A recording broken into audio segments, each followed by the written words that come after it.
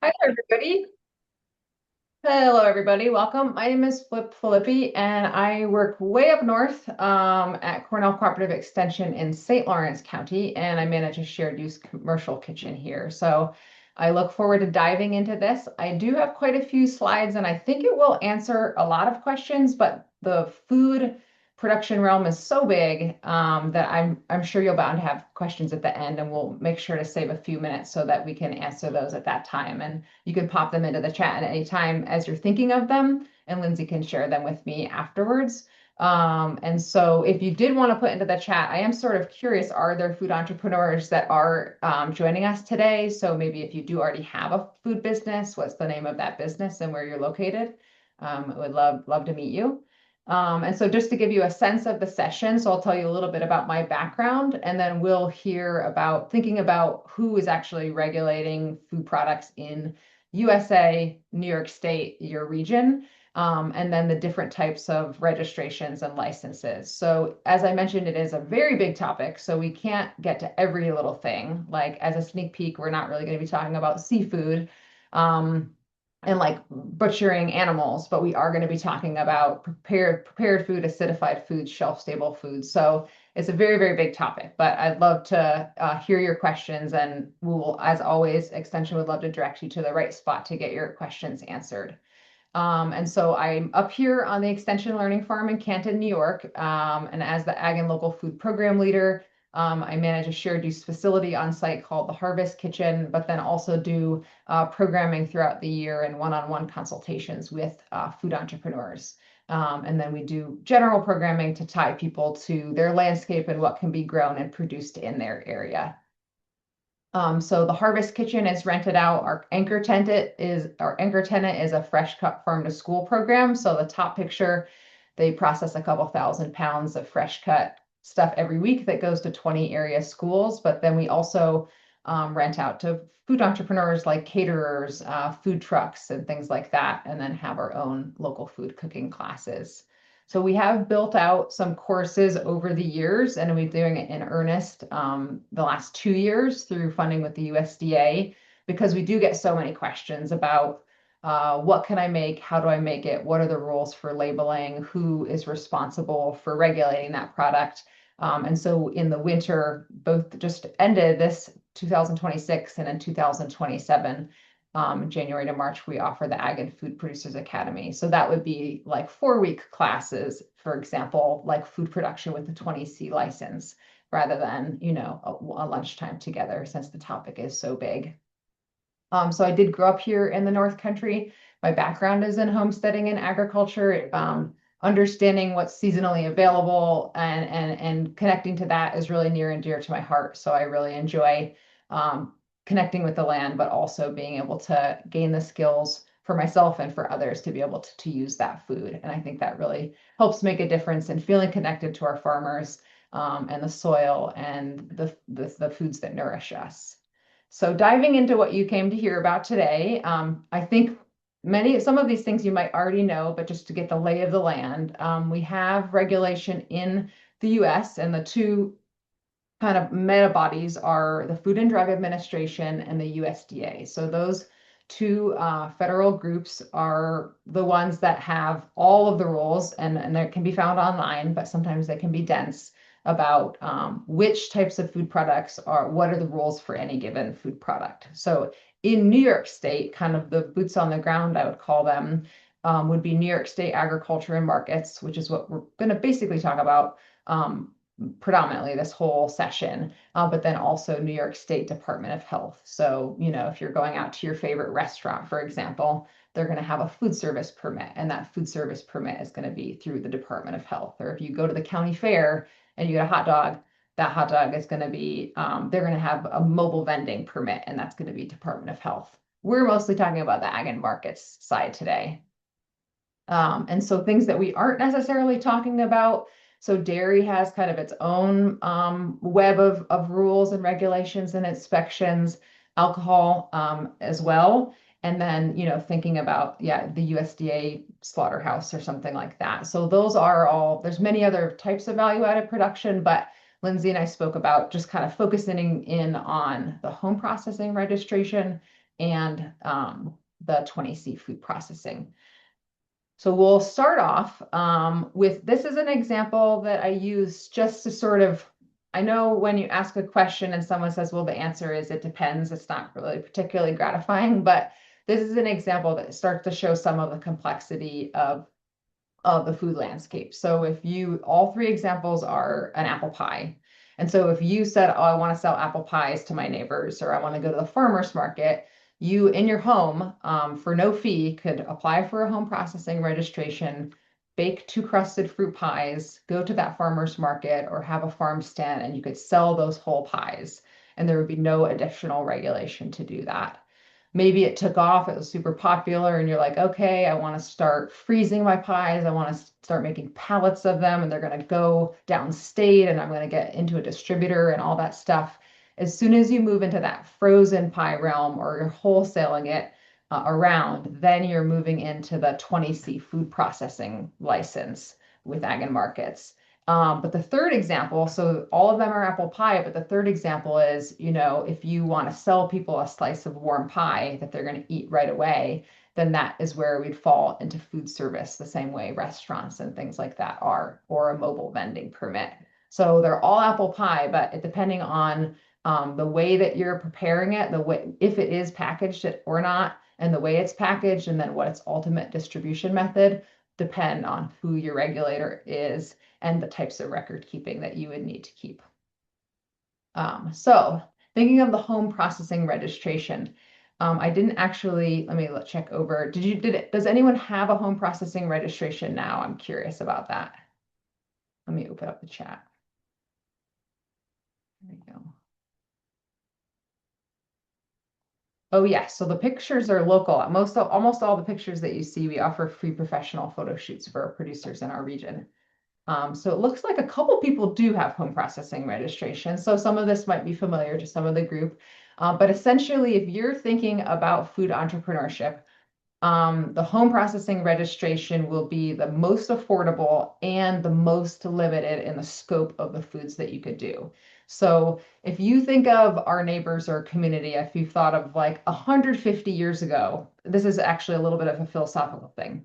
If you thought of what was going on in our food system 150 years ago, you might think of smaller neighborhoods or communities of people. Maybe there was more homesteading. People were growing some of their own food. Maybe they had their own cow. They were trading with their neighbors. So there was still international commerce, but it was a much higher percentage of people that were growing or producing some of their own food. And the distance that the food traveled was overall less. So the home processing registration is essentially the things that have been determined don't really have an incidence of like foodborne illness or a chance of an outbreak.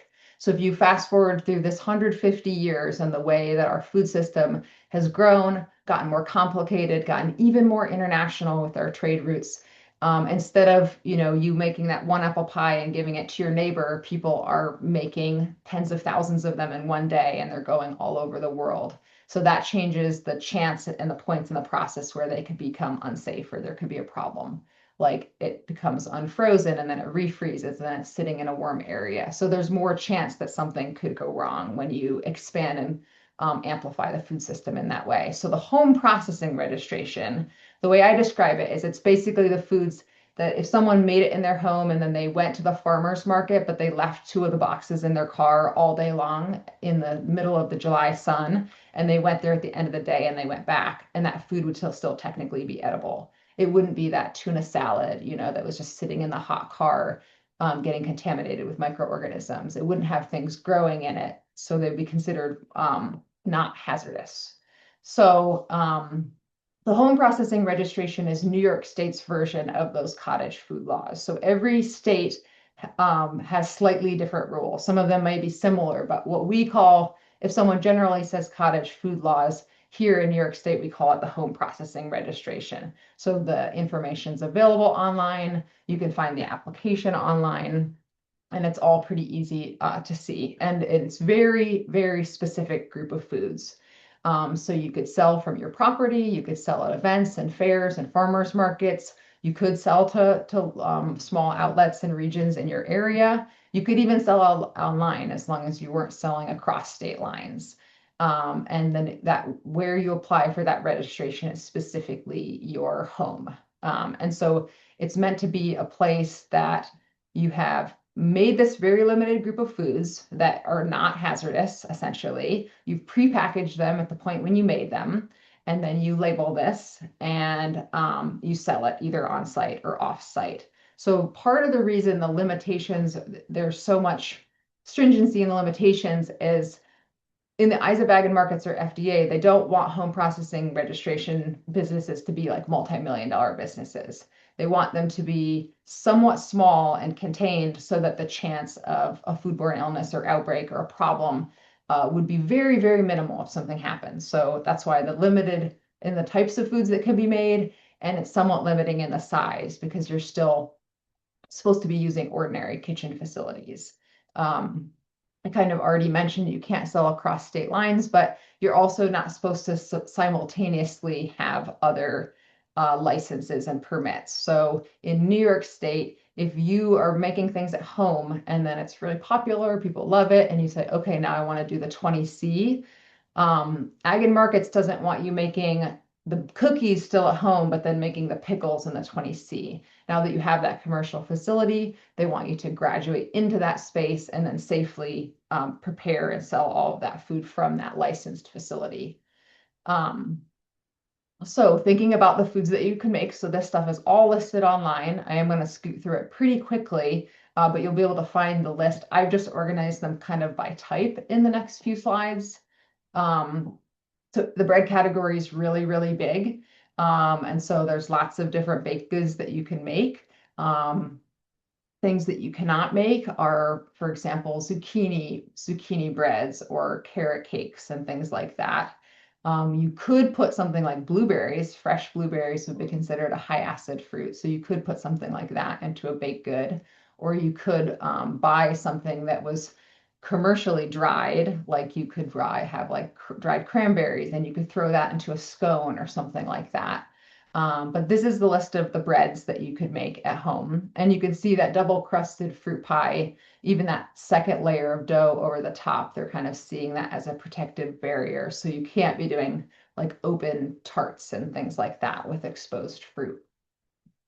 So the gelled fruit or the jams and jellies and things like that, these things are it's quite a long list in terms of like the fruits that you could use, but there's a few things that aren't in there. So like pepper jellies would be a kind of common example of something you wouldn't be able to do at home, but quite a few different fruits, whether you grow the fruits yourself, whether you buy the fruits, neither of those are really relevant. You could still bake, you could do a mix and you could make them into a jam or jelly and then sell them from your home.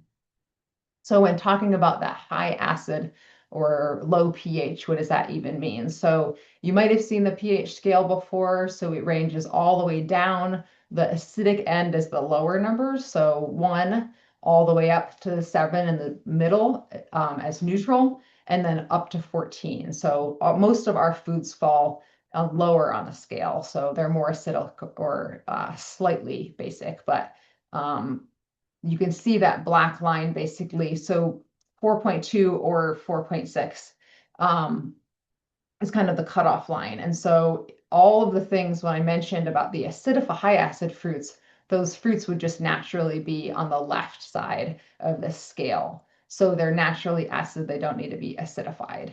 We'll get more into that in a little bit. Kind of moving on from the home process things that you're also allowed to do, lots of repackaging. So you're not necessarily drying those herbs at home. That's not allowed in a home processing, but you could be repacking, if you wanted to buy a bunch of spices you thought were really amazing and make a custom mix that you thought was an interesting blend and put a creative name on it, that would be fine. You could be doing that with spices, herbs, teas, mixed vegetables, and then all of these other things. Basically, you could be repackaging them or creating your own blend, custom blends.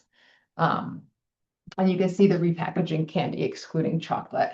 And so I wish it was the case, that farmers could be dehydrating their own fruit and herbs and vegetables, but that's not the state of affairs. So for a home processing registration, if you are a grower and you're growing fruits and herbs, and you say, oh, I just want to dry them and then sell them at the farmer's market alongside my fresh blueberries and dried blueberries. That's not possible with a home processing registration.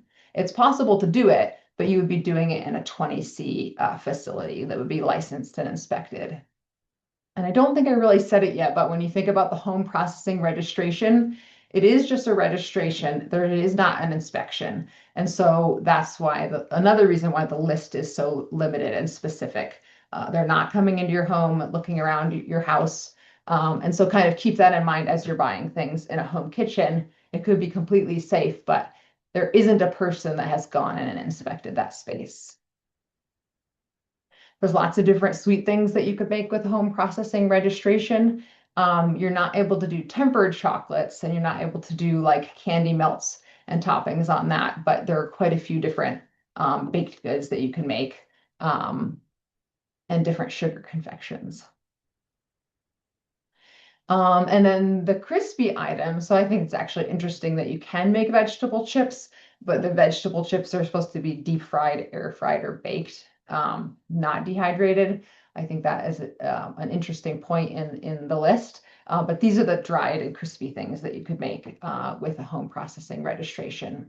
And the most recent change that I know of, and other people might have information, this is just my understanding of all the rules. I don't make these rules, but my understanding is the most recent change for the home processing registration is the capacity to take a really dry, low water activity food and infuse it into a honey or a maple.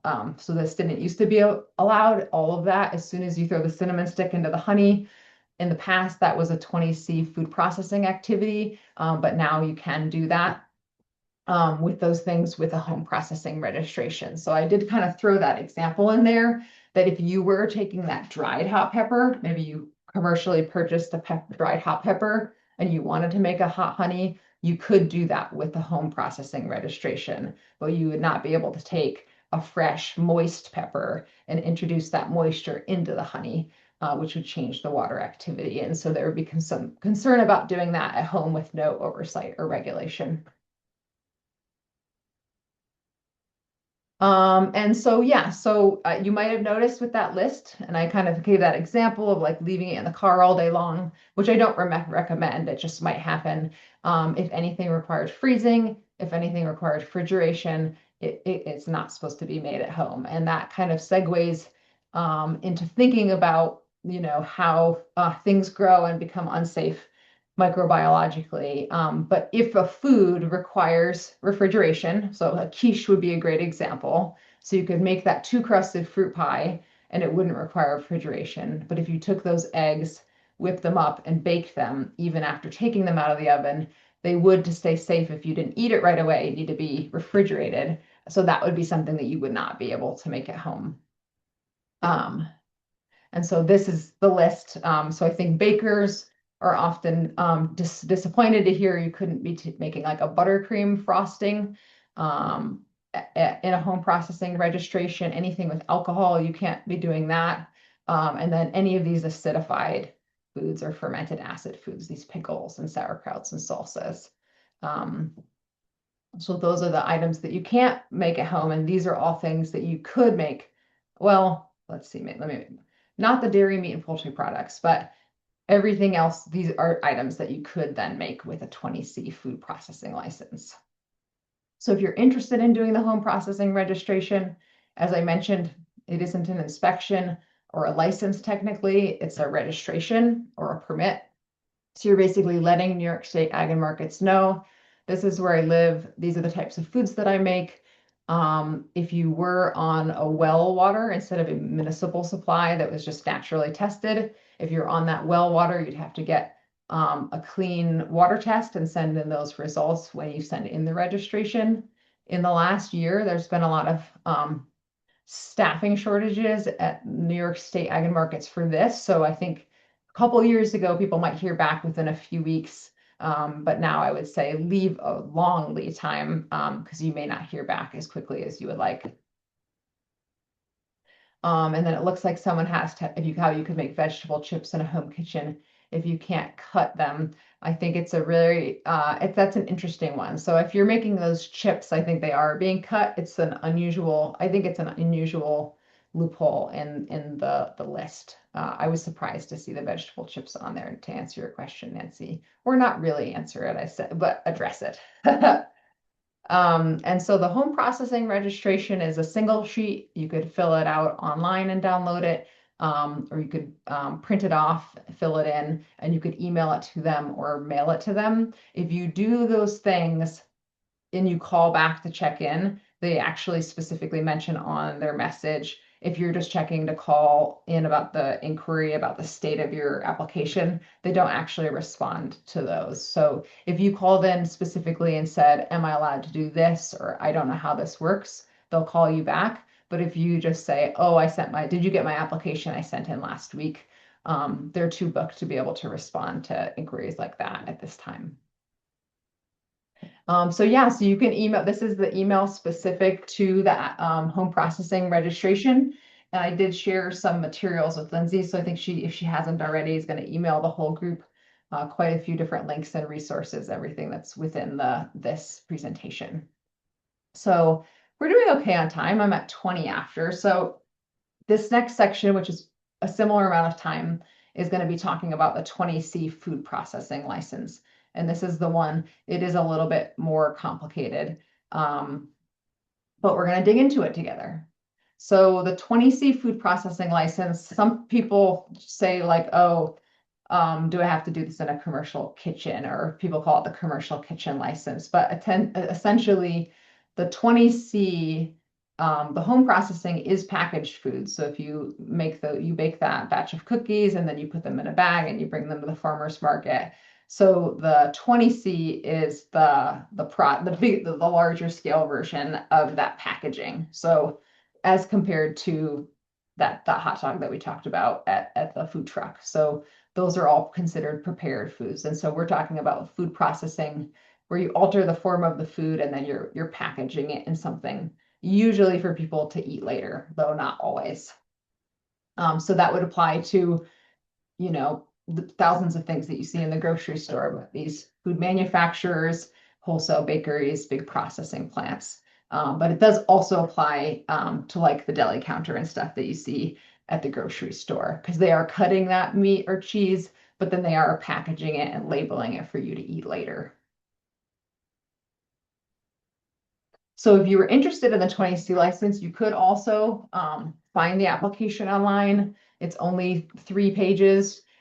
You could fill that out. You could get the inspection.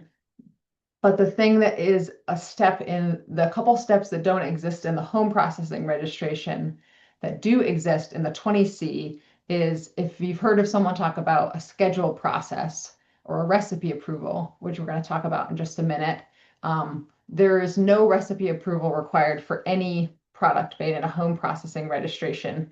But in a 20C venue, as we talked about, some of those foods might be more perishable, more hazardous, more likely to cause a foodborne illness or an outbreak. So in that case, you would need to get the schedule process, which we'll talk about. So you would fill out the application. This is just a little screenshot of part of the application. A couple years ago, they changed it. I'm not sure if you can see on the screen, but there's actually 3 tiers of payment. And so this is a 2-year license. So if you were an outfit that employed more than 10 full-time equivalents, it would cost you $400 every 2 years for your license. The $175 is considered, and that used to be everyone was $400 every 2 years. Now, a small scale food processor is paying $175 every 2 years. And for the first 2 years, it would be free now if you are in a kitchen incubator facility or a shared food processing facility. So that is one of the most recent changes on that application. This application, now that you're into the food processing world, that means you're doing the same thing. Somebody that might, do 5 cases of pickles, the expectations for record keeping might be the same as someone that's doing pallets and pallets of pickles. So there are a couple exceptions, but it does require the recipe approval. It requires more record keeping. knowing what you're making, the dates that you're making, how much are you making, labeling it appropriately, storing it appropriately, keeping track of where that's being sold to. So there is an additional oversight to make sure the food supply is safe. Registering the facility with the FDA, which is also a short application. And then your inspections would depend on how hazardous that they viewed your food and how large your business is. So if you said, um, I'm making, yeah, if you were taking USDA meat and then making a value added product with USDA certified meat, they would see that as a more likely to have a foodborne illness than, for example, if you were a wholesale baker. So you would, with a wholesale baking scenario, maybe you'd still just get your annual inspections and they kind of make sure everything was as you had mentioned it was in your application and that you're still above board with things. But if you're doing, for example, a value-added meat product with USDA inspected meat, they might be there more often based on the risk of that product. So they have offices all around the state in terms of the 20C. And so the other one, I just gave you the email just for home processing registration. This one, if you want to contact an inspector or regional rep, you could do that for your area, essentially to connect them. But the main office is also in Albany. So I mentioned that the ag and markets is the boots on the ground. We're talking a lot about the acidified and low acid canned food and reduced oxygen packaging food. We're not talking about the seafood and dairy and shell eggs in this program. So here's some examples of things that would require a 20C license, even though the list is longer than this. And we will talk about these categories, but if you're talking about acidified foods, so we looked at that pH scale. So if the food was naturally above that 4.2, but then an acid was added like lemon or vinegar and it pulled the pH down below 4.2, that would be considered an acidified food. So pickles. A fermented acid, it is acidifying itself through the process with the lactofermentation and those examples. So it is still acidifying, but it's through the fermentation process rather than the addition of an acidifier. Water activity control, like this example of this meat over here on the right, basically, so the vacuum packed foods and salamis and things like that, things that are where the air has been removed from the package.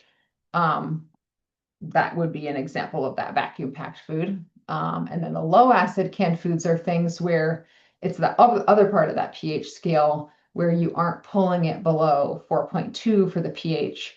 It would require a higher temperature process. So you maybe have done it at home if you've ever pressure canned meat or pressure canned corn or carrots or asparagus or anything. So instead of making pickled corn and adding a vinegar, which acidifies it and pulls the pH lower, just canning the corn on its own requires that higher temperature. So instead of going to boiling at 212, you're going up above 240 degrees. But those are low acid canned foods.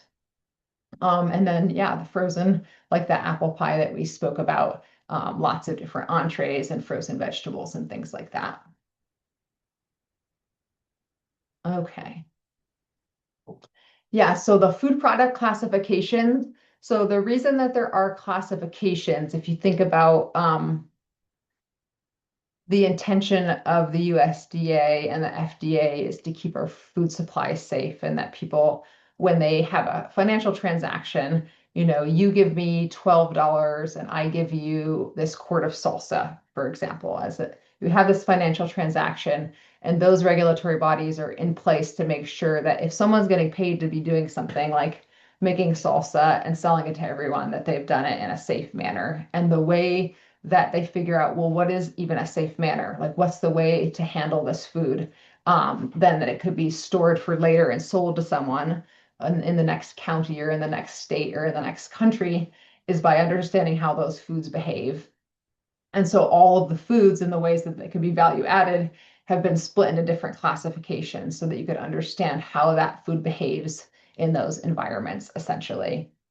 So the food product classifications comes into play when we're starting to talk about, how to safely store it for later and critical controls. So if you take that apple again, And you could do a lot of different things with it. They're amazing. It's a super versatile vegetable fruit. So you say, okay, I want to take this apple and I want to can it. That means you're eliminating the air from it, and you're turning it into a shelf-stable product. So you've cooked it down and you've hot held it, and then you've put it into a pack, jarred it up, and it's sealed. Then that's shelf stable.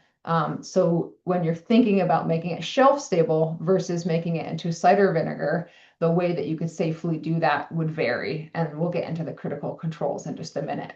When you get into the apple chips and thinking about what would you need to do to keep them safe, you have to remove enough moisture out of them so that the sugar and the moisture aren't able to interact and create mold growth and things like that. So that's why it's called water activity controlled. Or if you have that slices of pie, that's the prepared food. And so then you're getting into thinking about the danger zone and making sure that it's hot enough or that you cooled it down, between rotations of serving that food. So that's a little bit about how the food classifications come into play. So if you're thinking about that approved recipe, so the official name is schedule process, but if someone says, oh, do I need an approved recipe? That's called a schedule process. And you would be required to get a schedule process if you were making a shelf-stable food, a low-acid food, an acidified food, or a water activity controlled food. And essentially, you're going to a process authority, and you're going to say what you do. You're going to write out the steps. You're going to say, I use this much applesauce and I use this much apples, this much water, this much cinnamon. I cook it down. I get it up to X temperature, and then I put it in a hot, clean jar and I process it for this amount of time. And that's the way I make my shelf-stable applesauce. And they're going to review those steps, and they're going to say either this looks really great or, oh, this is an inadequate amount of processing time. And that would be the critical control that would make that food safe or not. So they're going to review it and consider what are the ingredients, what's the density, what's the way that you're handling it, and what are the steps that are going to make it safe. So that's basically what the critical factors are.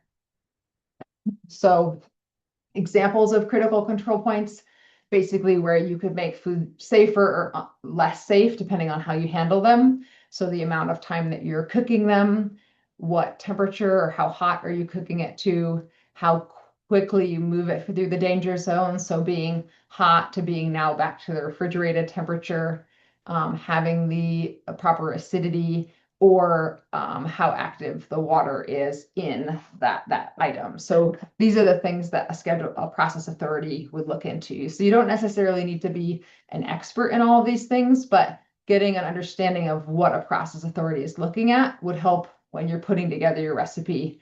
And then they might say, oh, you're going to need to add a little bit more vinegar to reduce the pH so that it's acidic enough to be in a safe range to water bath can it, for example.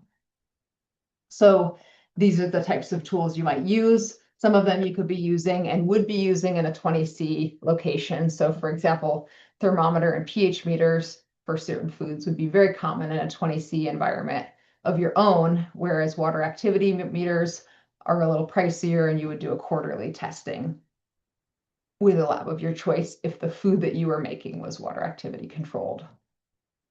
So I think we kind of already covered this at this point, but just to, I guess, bring home that point of acidification of one way to make something safe, you take this natural vegetable that naturally isn't acidic, this pH of over 5, and then after you've added that vinegar, it brings the pH down below 4.2. So that would be an example of an acidified food. So if you were interested in doing something that required a scheduled process, you could go to any process authority. It's actually an individual, it's not really the outfit, but so there'll be people within a company that would be process authorities. So there is a directory of them across the country. I'm going to show you the example of one specific one because they're right here in New York State, and we work with them closely.